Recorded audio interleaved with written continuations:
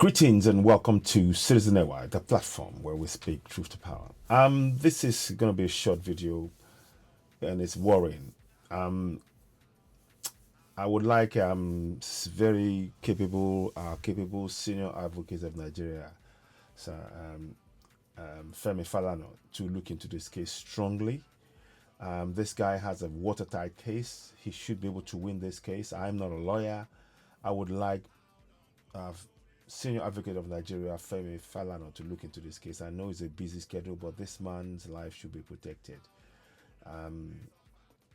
The fact that he's done everything that's required of him, and it's still been tried in they've passed down this judgment in the Supreme Court whereby he's been sentenced to death by hanging for killing a Fulani herdsman, when he was defending himself. Legitimate self-defense. Let's read the case. The Nigerian Supreme Court has sentenced Adamawa State farmer Sunday Jackson to death by hanging for killing a Fulani herdsman. In what many are describing as legitimate self-defense. Rightly so. The court ruled that Jackson should have fled after disarming his attacker rather than using weapon against him. Were they there? How do you know he didn't try to flee? Remember, they went into the farm. He's a farmer. They went into his farm. So are you saying he should flee his farm? Are you really saying he should flee his farm? And who is at fault? Why are they putting questions to this man? This man should be given a medal for defending himself, for exercising his right under Section 33 of the Nigerian Constitution, and I quote. You can see it on the screen behind me. Let's read it together. Section 33:1. Every person has a right to life, and no one shall be deprived intentionally of his life, save in the execution of the sentence of a court in respect of a criminal offense in which he or she has been found guilty in Nigeria. Now, you heard what people said. Many are saying it is, and they are describing describing what happened as a legitimate self-defense. That is not a criminal offense. And they came to his farm. So if he runs from his farm, what do you think will happen?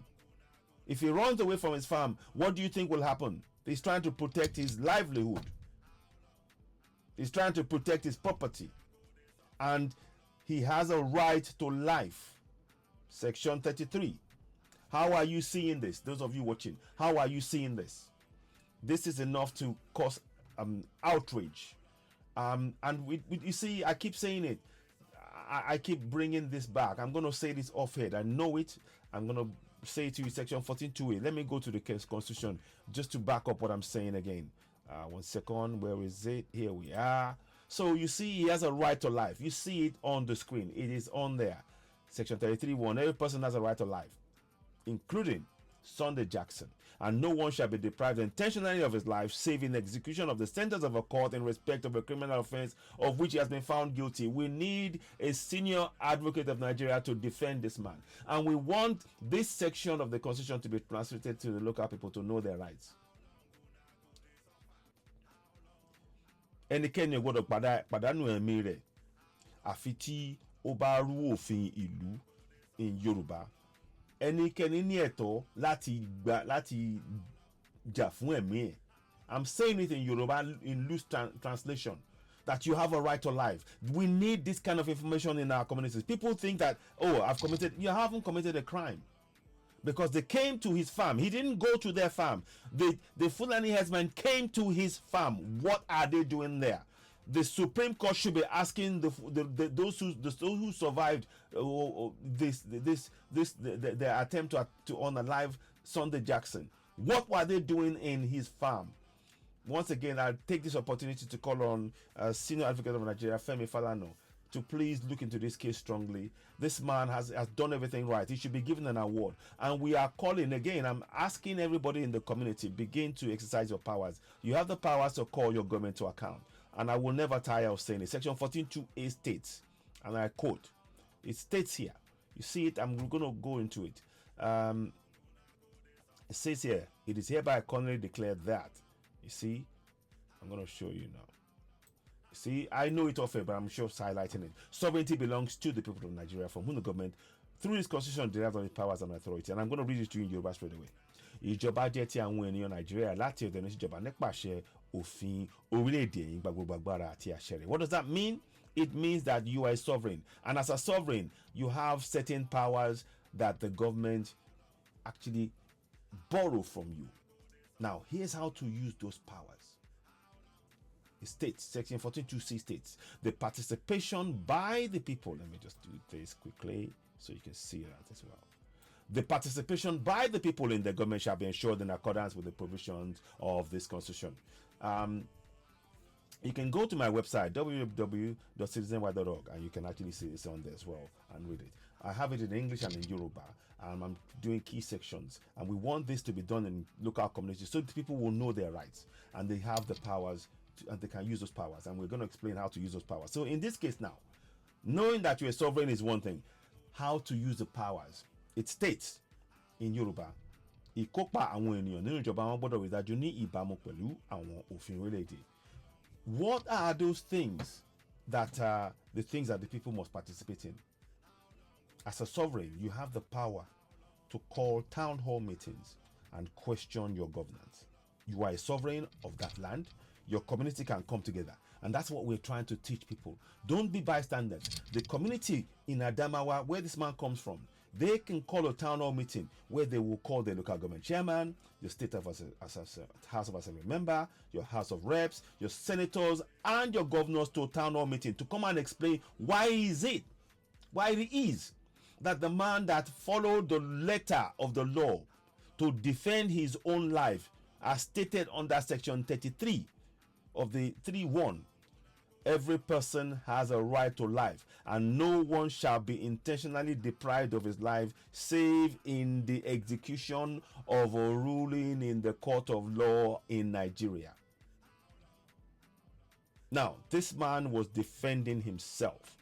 Let me go back to 33 again.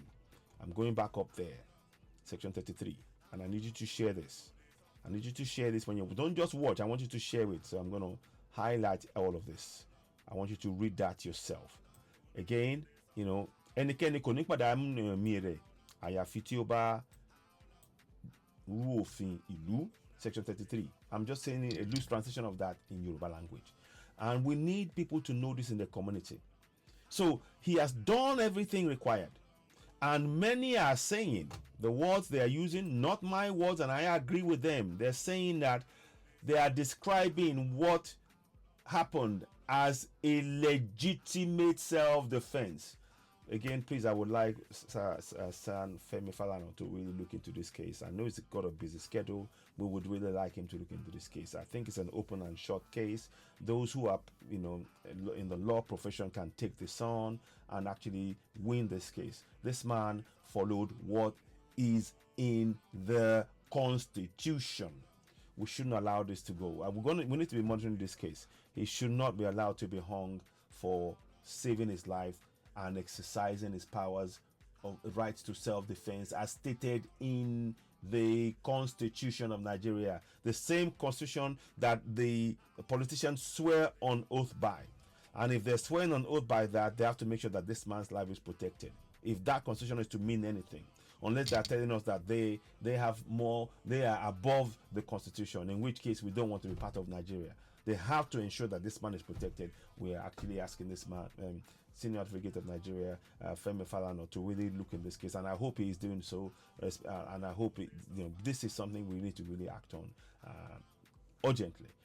This man has actually followed the rule of law and what is in the Constitution, and it is a legitimate self-defense. Remember, the Fulani herdsmen / terrorists came to his farm. He's a farmer. As we know, they've displaced many farmers, and this is their plan. If you go and look at where they displaced, there are probably resources in that place, mineral resources in Adamawa. Yes, let me quickly go and show you. I'll give you a bit of a heads up. We're going to look at it, Adamawa, so you can begin to understand where this herdsmen, where they're targeting. They're targeting farms. One, they want to make sure that the people cannot feed themselves. Two, they want to make sure that where there are resources, they are clearing the ground for those who are coming to loot the resources. Let us go and look at Adamawa straight away. Let me go in there for you. Okay, so here we go. I'm going to show you something quickly. Mineral resources in Adamawa. Let's have a look at this. So then you can begin to get an understanding of what is going on. And this is a coordinated system thing, and we need to be really awake. But we want our people to know this in their local languages in Adamawa. Yeah, let's have a look. Okay, I'm just showing you so we get a better context. So Adamawa State, significant mineral resources including kaolin, bentonite, gypsum, and manganese. So see, limestone. Anything else? I'm trying to see. Okay, evaporite. So it's got kaolin, bentonite, gypsum, magnesite, barytes, limestone. These are things that we have to really and this is, it looks like 70.9 million something tons, so I'm not quite sure anyway.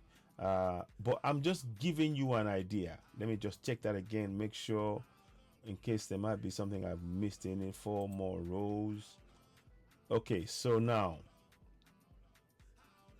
I'd like to know what constituency it comes from. But anyway, we're gonna go back. I don't want to go too much into this. I'll come back to that.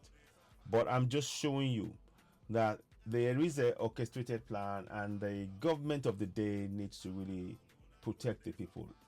Burkina Faso, their priority first is to secure the communities. And now that they provided security in Burkina Faso, farmers are able to, they're self-sufficient in food. They don't import food anymore. They're not importing bags of rice and then giving to people. The people are feeding themselves. They're growing their own crops with the help of the government, who are giving communities and cooperatives tractors to be able to increase the food production. That is real solution. And this man here, Sunday Jackson, should not be allowed to just, be unalive like that. I'm just going to move that for a minute. What is it? Let me see. Okay, so I'm just putting that there for you to really understand. What are your thoughts on this? The song behind says, "How long when I go to suffer?" It's a song I wrote. Please go and download it on my iTunes and Spotify. "How long when I go to suffer" by Citizen AY. You can download it. It's there to remind us we need to take collective action. We must exercise our powers of sovereignty in our local languages. I'm advocating strongly for that. Again, I'm also calling on SAN Femi Falana to look into this matter. We would like him to really take this case on to save this man's life, because it is a legitimate self-defense. It is a legitimate self-defense. How do you view this? Thank you for listening. You've been listening to Citizen AY, the platform where we speak truth to power. We have to follow this case. We can no longer accept. These are one of the reasons. If this is allowed to stand, this is an injustice that actually shows that we don't have anything like democracy. Democracy in Nigeria is just words on paper. There is no real democracy. If a court can listen to the legitimate self-defense and still pass a law against this man, what do you expect him to do? Leave his farm? And when he leaves his farm, he cannot come back there. That is this is whose side? The Supreme Court should be on his side. Don't you agree? Don't you agree? Let's have your thoughts. You are listening to Citizen AY, the platform where we speak truth to power. Those 3 great men there, they are providing security for the Alliance of Sahel states, those 3 countries, Mali, Niger, and Burkina Faso. And they are protecting the people, and the people are with them. If this is happening to citizens who are exercising their rights as laid down in the Constitution, and the government does nothing, do you think they will support the government? This is the reality of what we're talking about. Let's have your views. You are listening to Citizen AY, the platform where we speak truth to power. About later on. Thank you and bye for now. Please share this, please, and leave comments. And we would like senior advocate of Nigeria, Femi Falana, to get into this case. I know he's a human rights lawyer, and I'm not lawyer. He's an advocate, for senior advocate of Nigeria, and he can get his team together, and I have no doubt that he can get this done, and he should get the man compensation, for what they've done to him, and he should get a medal. This man should be getting a medal.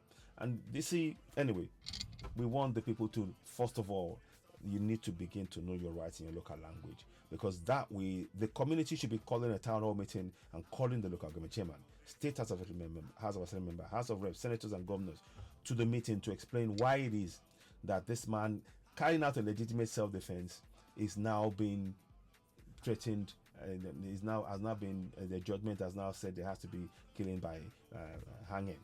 This is death by hanging. This is not acceptable. You're listening to Citizen Wire, the platform where we speak truth to power. Thank you, and bye for now.